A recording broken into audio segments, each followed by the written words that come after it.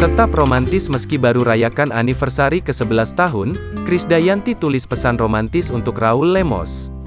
Hampir tidak pernah diterpa kabar miring, rumah tangga Krisdayanti dan Raul Lemos kini baru rayakan anniversary ke-11 tahun. Baru rayakan anniversary ke-11 tahun, Krisdayanti sempat mengungkap momen awal mula tumbuh bunga cinta dengan Raul Lemos. Pasangan Krisdayanti dan Raul Lemos memang dikenal sebagai salah satu suami istri yang selalu hangat dan romantis. Meski sering terpisah, keduanya mampu tetap penuh cinta saat berkumpul kembali. Kini semakin romantis dan hangat, siapa sangka Raul dan Krisdayanti saat ini telah menjalin hubungan cinta selama belasan tahun.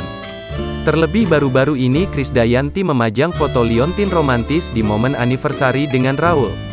Hal ini terlihat dalam unggahan Instagram @krisdayantilemos pada Minggu, tanggal 20 Maret tahun 2022.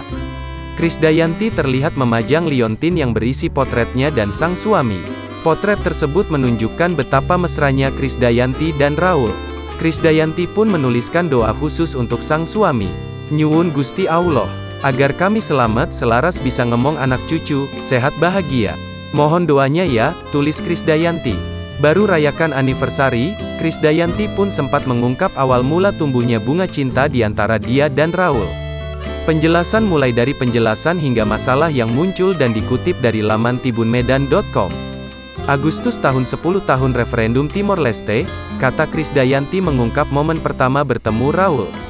Saya nyanyi gitu, pas pulang tahu-tahu ada pemberitaan kita yang menghebohkan, lanjutnya. Hubungan cinta antara KD dan Raul kini justru semakin dekat dan makin sulit bertemu, adanya pemberitaan itu malah jadi intens bertemu, kata Krisdayanti.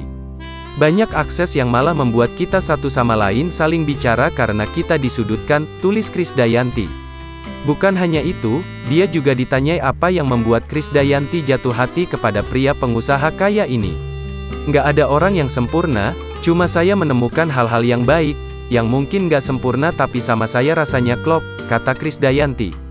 Kebahagiaan itu datangnya ketika kami bersama, saling mengisi, pungkas sang diva.